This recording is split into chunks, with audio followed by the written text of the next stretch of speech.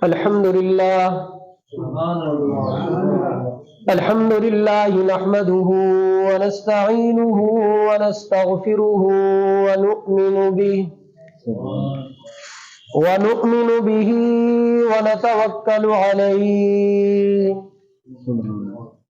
ونعوذ بالله من شرور أنفسنا ومن سيئات أعمالنا من يهده الله فلا مضل له ومن يضلله فلا هادي له ونشهد أن لا إله إلا الله وحده لا شريك له ونشهد أن سيدنا وسندنا وحبيبنا محمدا عبده ورسوله أما بعد فأعوذ بالله من الشيطان الرجيم بسم الله الرحمن الرحيم إنا نحن نزلنا الذكر وإنا له لحافظون وقال الله تعالى في مقام آخر فلا أقسم بمواقع النجوم وإنه لقسم لو تعلمون عظيم إنه لقرآن كريم في كتاب مكنون لا يمسه إلا المطهرون صدق الله العظيم وصدق رسوله النبي الكريم ونحن على ذلك لمن الشاهدين والشاكرين والحمد لله رب العالمين. تمام حضرات محبت اور شوق کے ساتھ درود پاک پڑھ لیں. اللہم صلی علی سیدنا و مولانا محمد وعلی آل سیدنا و مولانا محمد کما صلیت علی سیدنا ابراہیم وعلی آل سیدنا ابراہیم انکا حمید مجید. اللہم بارک علی سیدنا و مولانا محمد وعلی آل سیدنا و مولانا محمد کما بارکت علی سیدنا ابراہیم وعلی آل سیدنا ابراہیم انکا حمید مجید. قابل صد تکریم و احترام حاضرین ذی وقار، اسلامی مہینوں میں 2 مہینے ہیں، ایک گزر چکا ہے اور ایک ابھی جاری ہے، یعنی رجب المرجب کا مہینہ اور دوسرا شعبان المعظم کا مہینہ. ان 2 مہینوں میں ہمارے ہاں بر صغیر میں یعنی ہندوستان اور پاکستان میں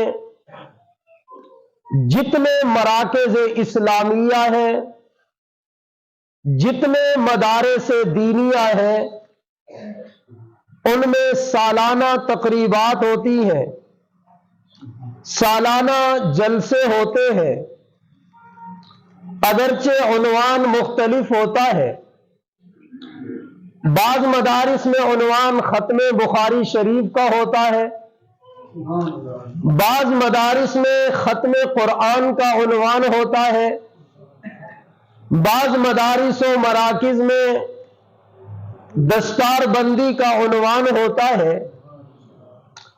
لیکن میں آپ حضرات کے سامنے عرض کروں، چاہے ادارہ چھوٹا ہو یا ادارہ بڑا ہو، چاہے اس میں 200 طلباء پڑھتے ہوں یا 2000 طلباء پڑھتے ہوں، یہ سالانہ جلسے منعقد کر کے آپ حضرات کو پیغام دیا جاتا ہے، آپ حضرات کو تسلی دی جاتی ہے کہ آپ نے جو مدرسے کے ساتھ تعاون کیا ہے آپ کا وہ تعاون ضائع نہیں گیا، بلکہ ہم نے اس مال کو خرچ کر کے آپ کے لیے قرآن مجید کے حافظ تیار کر دیے ہیں۔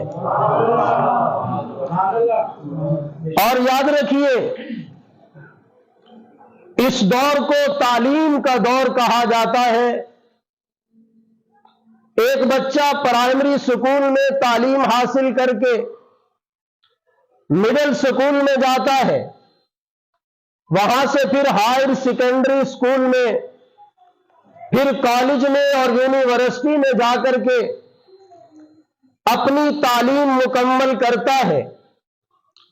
ہم دنیاوی تعلیم کے مخالف نہیں ہیں، انجینئر بناؤ، ڈاکٹر بناؤ، جسٹس بناؤ، جو مرضی بناؤ، لیکن ایک لفظ کی اصلاح کرو کہ جب کسی کا بچہ یونیورسٹی میں جاتا ہے تو وہ اپنے علاقے والوں کو، اپنے خاندان والوں کو بڑے فخر سے کہتا ہے کہ میرا بیٹا اعلیٰ تعلیم حاصل کرنے کے لیے فلاں شہر میں گیا ہے، میرا بیٹا اعلیٰ تعلیم حاصل کرنے کے لیے فلاں ملک میں گیا ہے۔ مجھے اختلاف ہے تو اس لفظ سے ہے کہ تم نے دنیاوی فنون پڑھنے والوں کو اعلیٰ تعلیم کہا ہے۔ خدا کی قسم مسلمان کا عقیدہ ہے کہ قرآن کے مقابلے میں کوئی اعلیٰ تعلیم نہیں ہے۔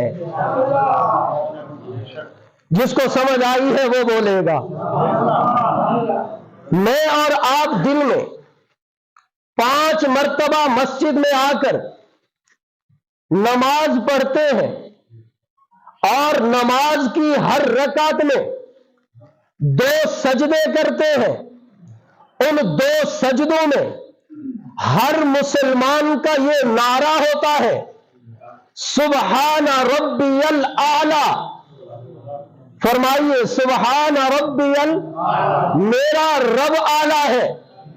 تو دنیا والوں جب تسلیم کرتے ہو کہ میرا رب اعلی ہے تو پھر یہ کیوں بھول جاتے ہو جب میرا رب اعلی ہے، میرے رب کا کلام اعلی ہے؟ ابھی سمجھ نہیں آئی؟ میرے رب کا کلام اعلی ہے۔ جب میرے رب کا کلام اعلی ہے تو پھر یہ بھی تسلیم کرو جس سینے میں یہ کلام ہے وہ سینہ بھی سب سے اعلی ہے۔ پھر یہ بھی تسلیم کرو جس زبان پر یہ کلام ہے وہ زبان باقی زبانوں سے اعلی ہے۔ ارے پھر کہہ دو وہ انسان بظاہر تم جسے چھوٹا اور معصوم بچہ کہتے ہو، تم کہتے ہو یہ فقیر ہے، یہ بیچارہ طالب علم ہے، خبردار تم نے اگر کسی قرآن کے طالب کو فقیر اور بیچارہ کہا یہ خدا کے ساتھ بغاوت ہوگی۔ تو اسے فقیر کہہ رہا ہے، تو اس طالب علم کو بیچارہ کہہ رہا ہے۔ توجہ میری طرف، تو اسے فقیر اور بیچارہ کہہ کر اس کی توہین کر رہا ہے، ورنہ یہ طالب علم تیری نگاہوں میں 7 سال کی عمر کا بچہ ہے۔ ابھی مجھے بتایا گیا کہ یہ قرآن کے 5 پارے حفظ کر چکا ہے۔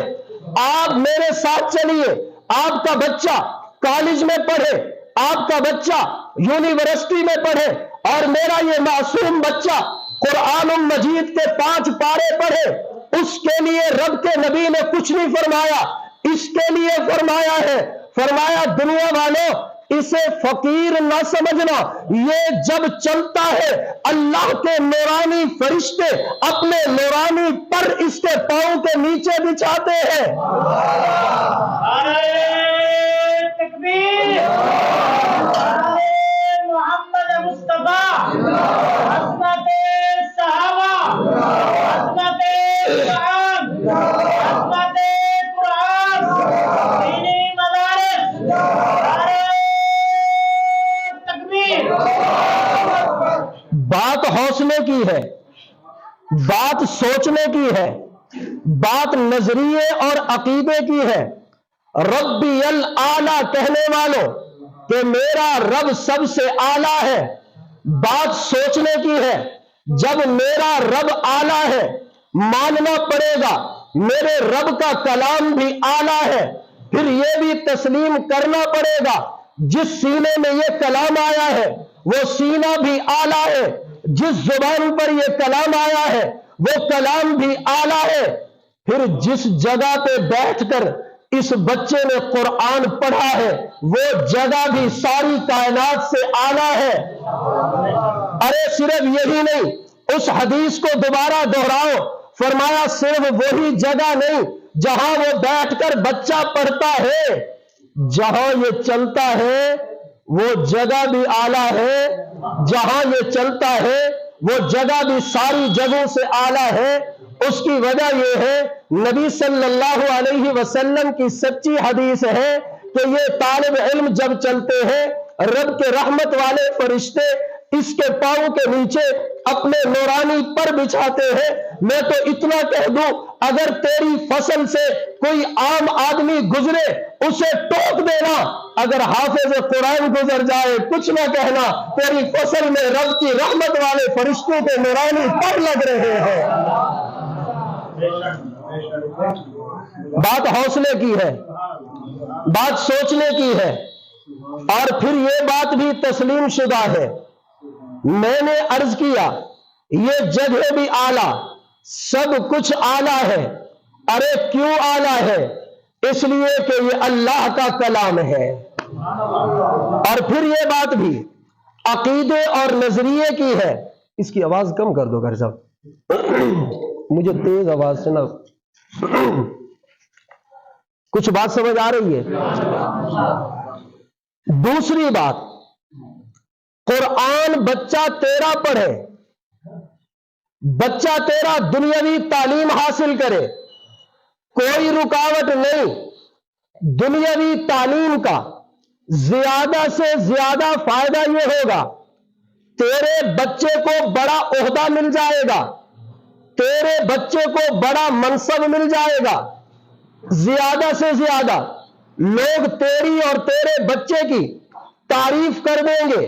لیکن اگر تو قبر میں جائے گا تجھے تیرے اس بیٹے کی تعلیم کام نہیں آئے گی، تجھے تیرے اس بیٹے کی تعلیم محشر میں کام نہیں آئے گی۔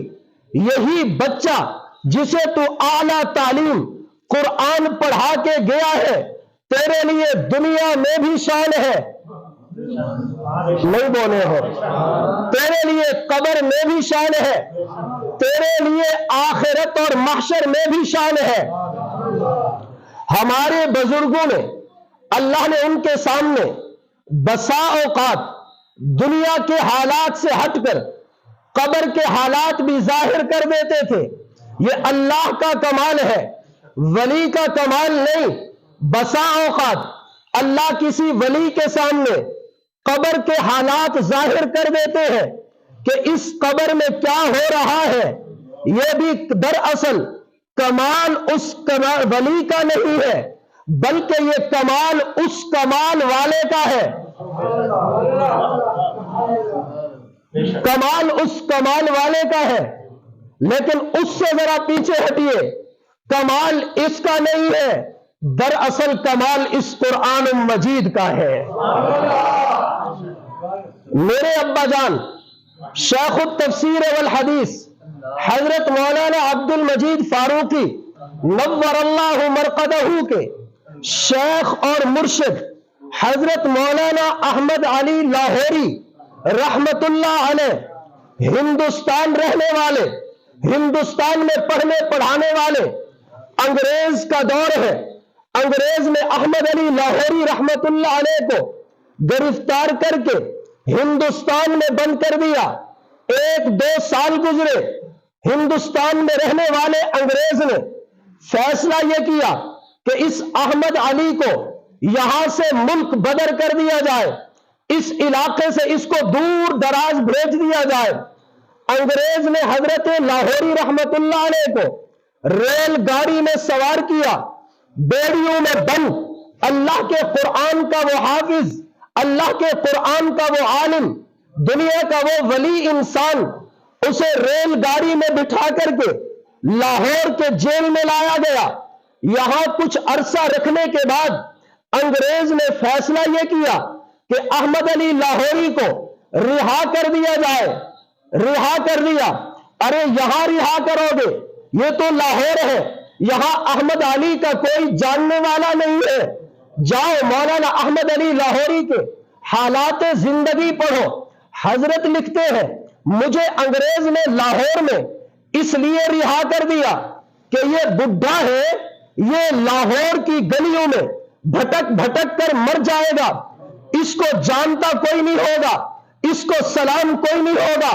مولانا احمد علی لاہوری رحمت اللہ علیہ اپنے قرآن مجید کے درس میں فرمانے لگے، سیدی اڈا پہ آنے والوں سننا، مولانا احمد علی درس قرآن میں فرمانے لگے، ارے انگریز نے یہ سوچا کہ احمد علی کو لاہور میں کوئی جانتا نہیں ہے، یہ لاہور کی گلیوں میں بھٹک بھٹک کر مر جائے گا۔ پر انگریز کو پتا نہیں تھا کہ احمد علی کے سینے میں قرآن ہے اور قرآن اپنے رستے خود بناتا ہے۔ قرآن اپنے رستے خود بناتا ہے۔ چنانچہ مولانا احمد علی لاہوری رحمت اللہ علیہ، جن کو لاہور میں آ کر کے رہا اور آزاد کرایا گیا، انہیں وہاں چھوڑ دیا گیا، انہوں نے قرآن کو سینے سے لگا کے جاؤ آج تک شیرا والا گیٹ میں مسجد احمد علی کے نام سے آج بھی مسجد موجود ہے۔ حضرت احمد علی لاہوری رحمت اللہ علیہ نے وہاں کوئی کام نہیں کیا، بس نمازیں پڑھائیں اور قرآن مجید کا درس دیا ہے۔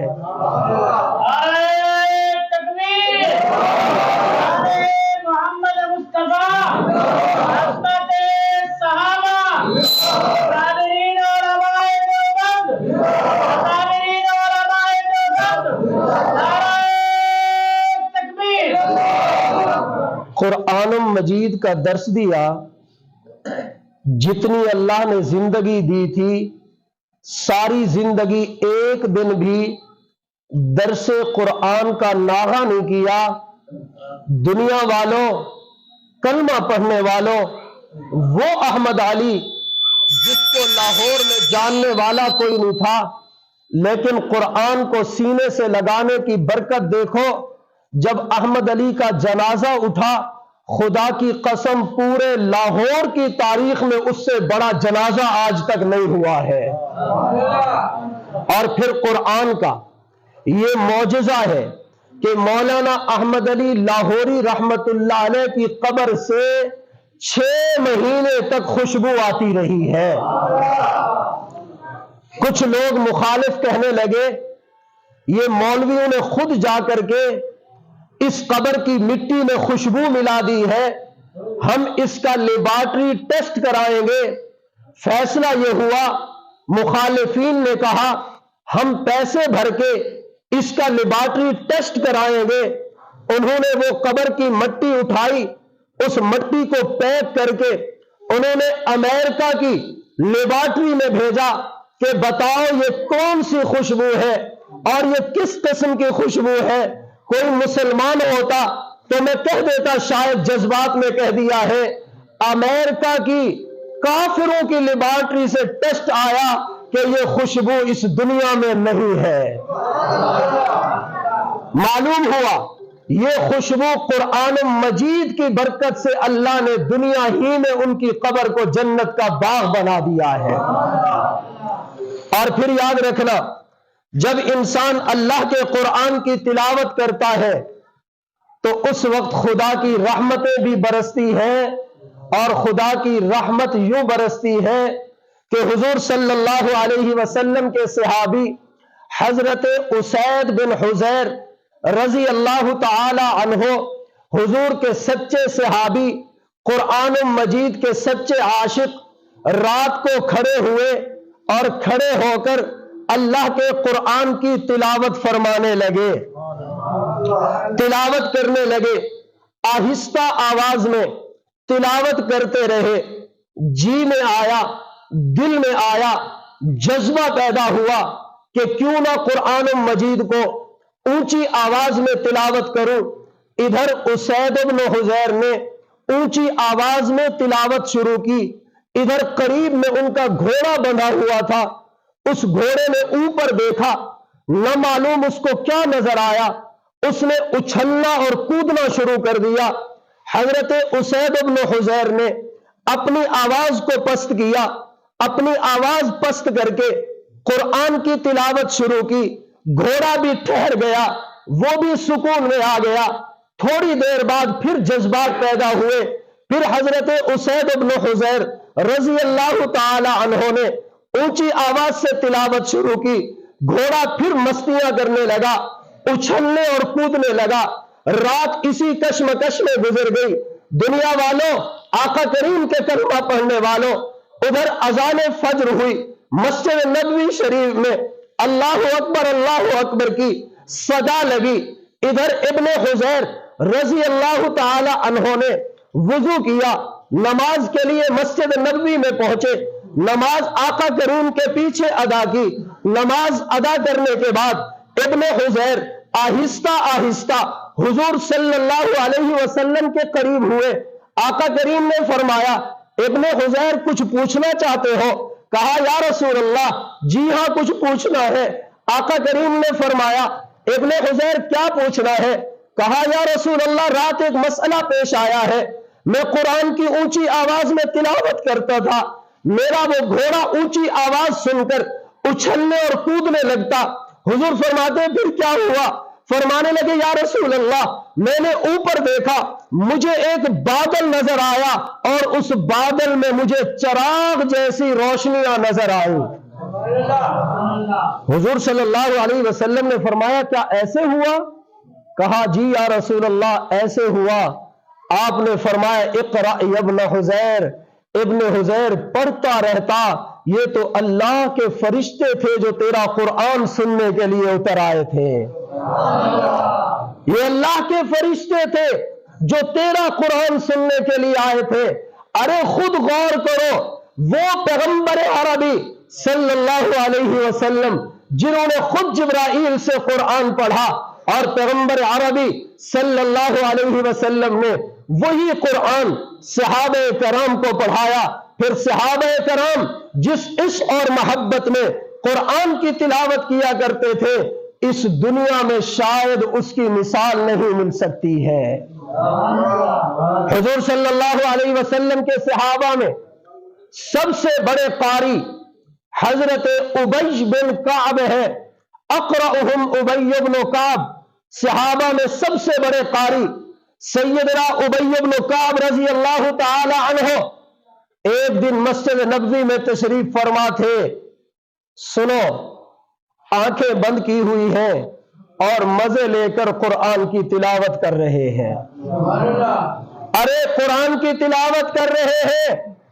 حضور صلی اللہ علیہ وسلم نے تلاوت قرآن سنی، اپنے حجرے سے باہر نکلے اور آ کر کے قریب ہی بیٹھ گئے اور خاموشی سے ابی بن کعب کی تلاوت سننے لگے۔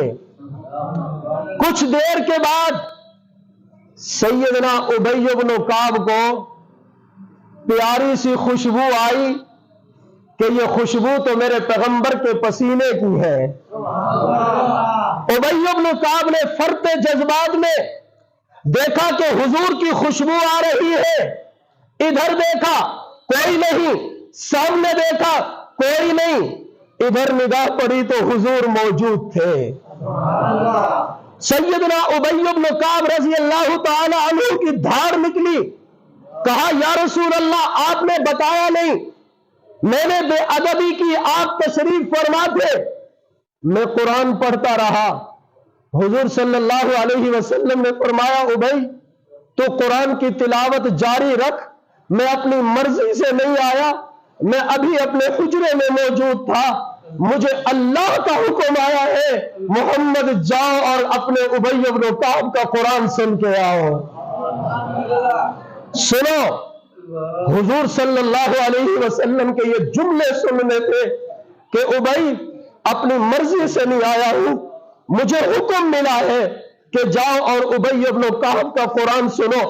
ابی بن کعب رونے لگ گئے، فرمانے لگے اوقد سمانی اللہ، یا رسول اللہ کیا اللہ نے میرا نام لیا ہے؟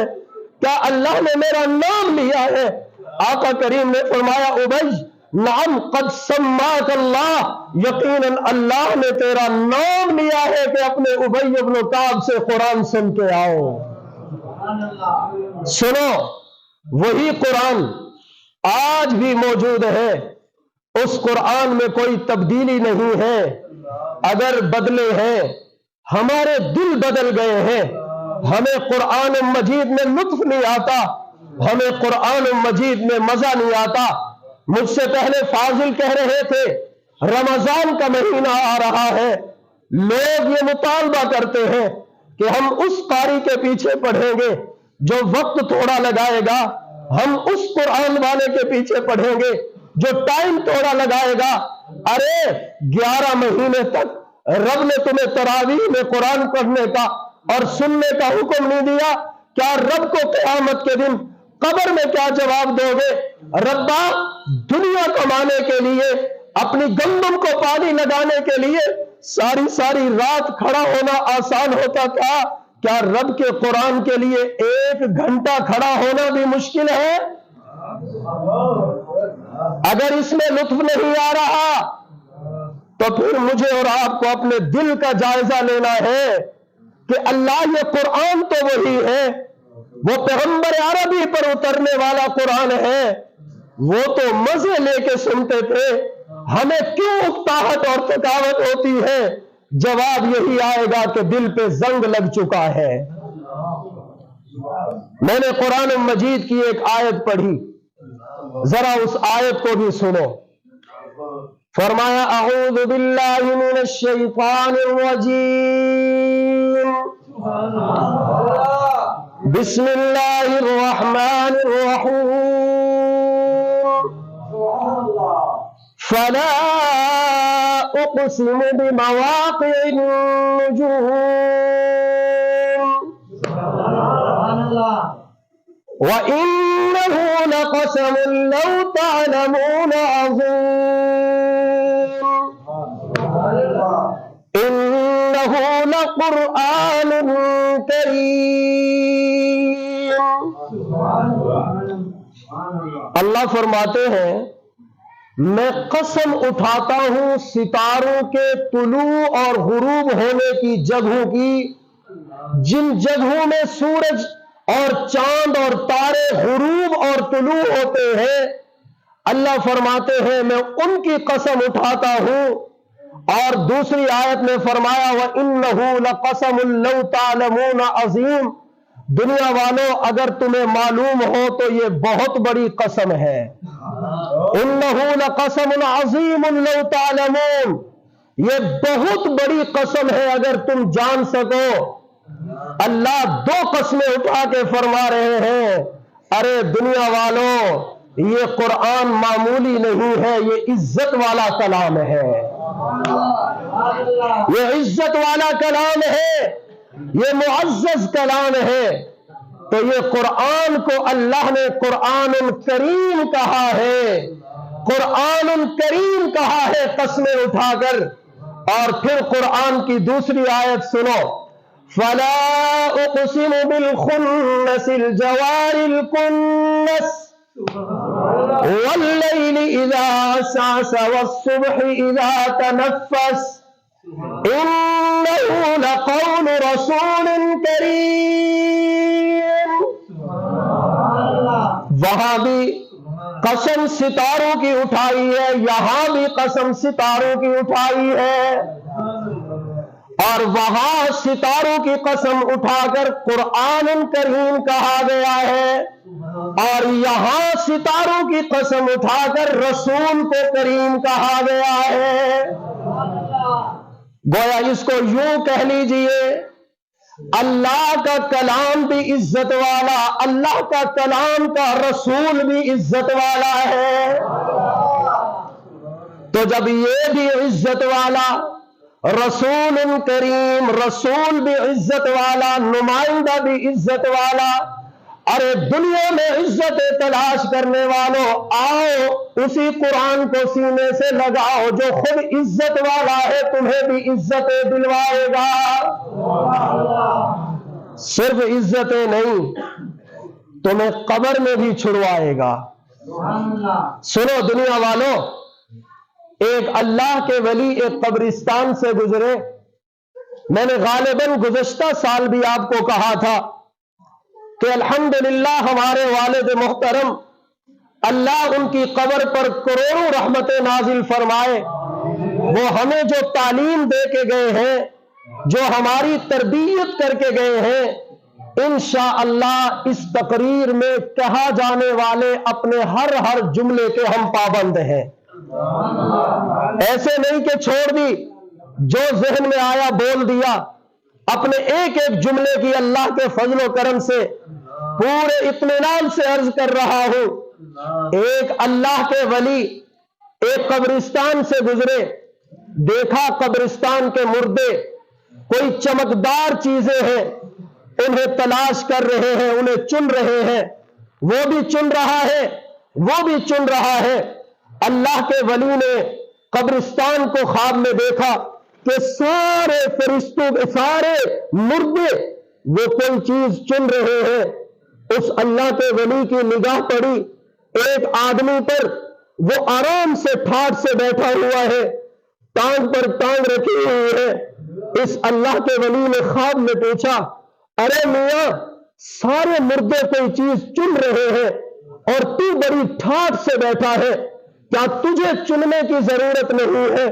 وہ مردہ کہنے لگا، اے اللہ کے نیک بندے، یہ لوگ وہ ایصال ثواب جو ان کے اقربا نے، ان کے رشتہ داروں نے کیا ہے، یہ اس کو چن رہے ہیں۔ وہ فرمانے لگے، ارے میاں تو کیوں نہیں چنتا؟ کیا تجھے کوئی ایصال ثواب نہیں کرتا؟ وہ کہنے لگا، حضرت مجھے اس کو چننے کی ضرورت نہیں، کیونکہ میرا ایک بیٹا حافظ قرآن ہے، وہ روزانہ مجھے ایک قرآن کریم ایصال ثواب کرتا ہے، مجھے اتنا ثواب مل جاتا ہے کہ مجھے یہ سننے کی ضرورت ہی نہیں رہتی ہے۔ اور پھر اس نے خواب میں اس مردے نے کہا، حضرت اگر آپ کو یقین نہ آئے، شہر میں فلاں جگہ جانا، ایک مٹھائی کی دکان ہے، وہاں ایک نوجوان بیٹھا ہوگا، وہ میرا بیٹا ہے جو مجھے روزانہ ایک قرآن کریم ایصال ثواب کرتا ہے، جا کر کے اسے کہنا، میرا سلام بھی دینا، اور اسے کہنا کہ تو نے اپنے باپ کا حق ادا کر دیا ہے۔ یہ اللہ کا ولی انسان صبح بیدار ہوا، حیران ہوا، اللہ یہ کیسا خواب دیکھا ہے، چلو دیکھوں تو صحیح کیا سچ بھی ہے۔ یہ نماز فجر پڑھ کے چلے، اسی شہر میں پہنچے، اسی روڈ پر پہنچے، اس بتائے ہوئے ایڈریس کی دکان پر پہنچے تو دیکھا ایک نورانی چہرے والا نوجوان مٹھائی بھی بیچ رہا ہے اور اس کی زبان بھی ہل رہی ہے۔ یہ سمجھ گئے کہ یہ قرآن کی تلاوت کر رہا ہے۔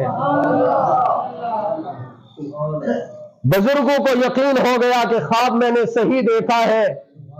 یہ گئے، جا کر کے اس نوجوان کو سلام کیا اور سلام کر کے فرمانے لگے، بچے تیرے باپ تجھے سلام کہہ رہا تھا اور کہہ رہا تھا کہ بچے تو نے میرا حق ادا کر دیا ہے۔ نوجوان کی آنکھوں سے آنسو جاری ہو گئے، کہنے لگے، اے اللہ کے ولی، میرے باپ تو کافی عرصہ فوت ہوئے، آپ کی کیسے ان سے ملاقات ہوئی؟ وہ فرمانے لگے، رات میں نے خواب دیکھا ہے۔